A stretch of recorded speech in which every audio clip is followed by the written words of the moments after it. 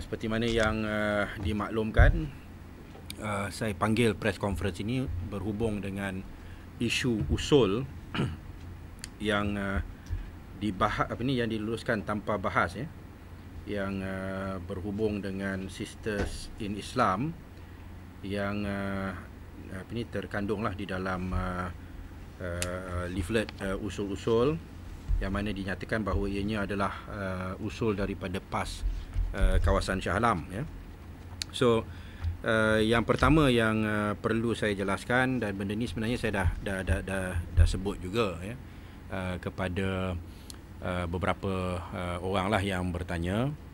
bahawa asalnya usul ini datangnya daripada Dewan Muslimat PAS kawasan, dan ianya telah dibawa ke Mesyuarat Agung PAS kawasan tahunan, Mesyuarat Agung tahunan PAS kawasan Shah Alam. Dan oleh kerana pada hari itu masa tidak memadai, maka kita buat keputusan di dalam Mesyuarat Agung itu untuk usul-usul ini dibincang di dalam satu mesyuarat yang selepas daripada itu. Dan apabila kita mengadakan satu mesyuarat khas untuk membincang bab usul-usul ini, maka pada masa itu barulah saya membaca semua usul-usul yang dikemukakan, termasuklah yang usul daripada PAS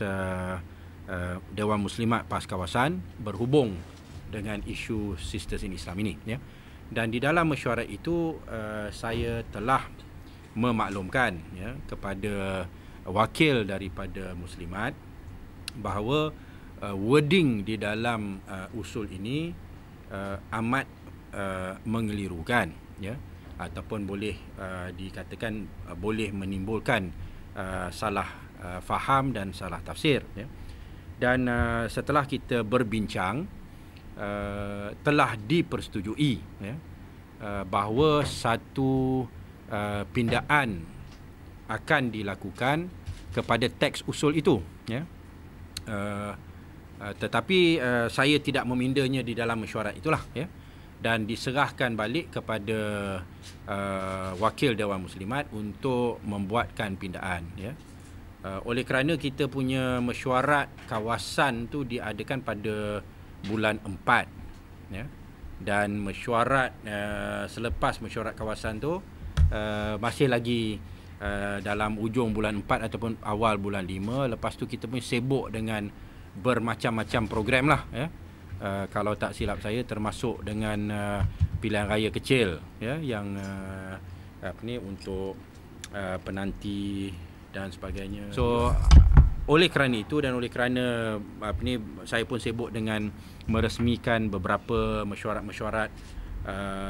kawasan-kawasan yang lain dan sebagainya, kerana the build up to the muktamar. Oleh kerana itu, maka kita pun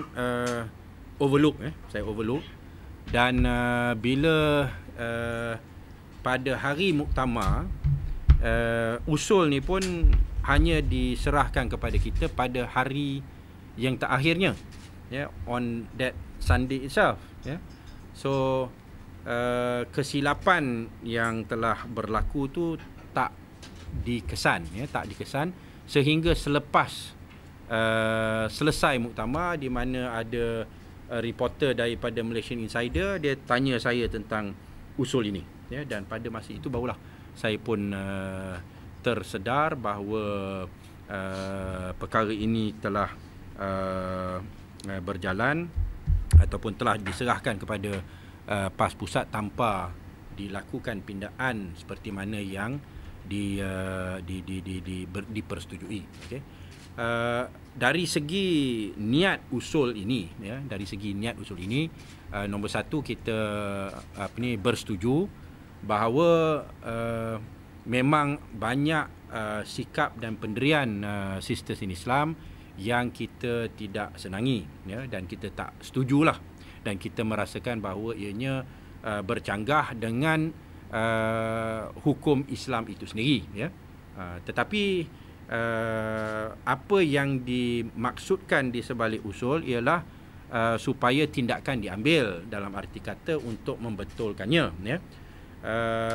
Dan perkara ini dalam perbahasan dan perbincangan kita dengan wakil daripada Muslimat telah pun dijelaskan bahawa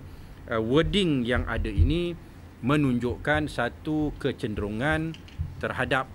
tindakan yang menggunakan kuasa, ya, very high handed,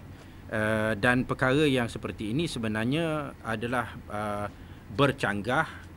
Kalau itulah apa yang dimaksudkan, maka ianya bercanggah dengan kaedah dan pendekatan Islam itu sendiri, ya. Kerana kalau kita rujuk kepada ayat Al-Quran berhubung dengan persoalan dakwah, maka kita akan dapati bahawa apa yang terkandung di dalam Al-Quran ialah ayat yang berbunyi ud'u ila sabili rabbika bil hikmah, serulah pada jalan Tuhan kamu dengan hikmah, ya, wal mau'izatil hasanah, dan dengan nasihat yang baik, ya, wajadilhum billati hiya ahsan, dan berhujah dengan mereka dengan cara yang yang baik, yang menarik, dan itulah pendekatan yang terbaik, ya. Dan begitu juga di dalam sejarah umat Islam, di mana apabila timbulnya fahaman-fahaman yang lari, ya, daripada mainstream Islam, ya, seperti mana pada zaman Imam Al-Ghazali, ya, walaupun khalifah pada masa itu hormat pada Imam Al-Ghazali, tetapi fahaman batiniah, fahaman yang dipengaruhi oleh Aristotle, ya, banyak pemikiran Yunani masuk pada zaman itu. Imam Al-Ghazali dia berhujah dengan mereka dan dia menghasilkan karya-karya agung untuk untuk membuktikan bahawa fahaman-fahaman itu tidak tepat dan bercanggah dengan kehendak Al-Quran, ya. So benda ni kita dah bincang dengan Muslimat dan sebagainya, dan oleh kerana itu kita semua faham, ya, bahawa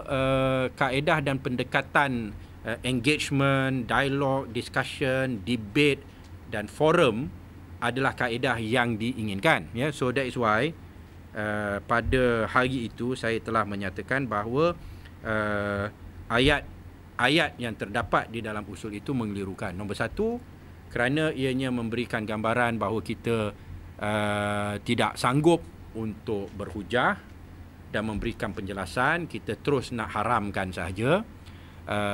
Nombor dua, nak tangkap orang-orang yang dalam sistem Islam itu dan pulihkan mereka dengan menggunakan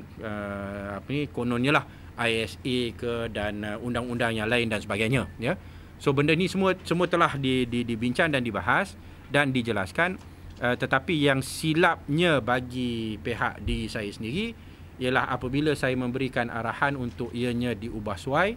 I did not follow up. I assume that it was being done.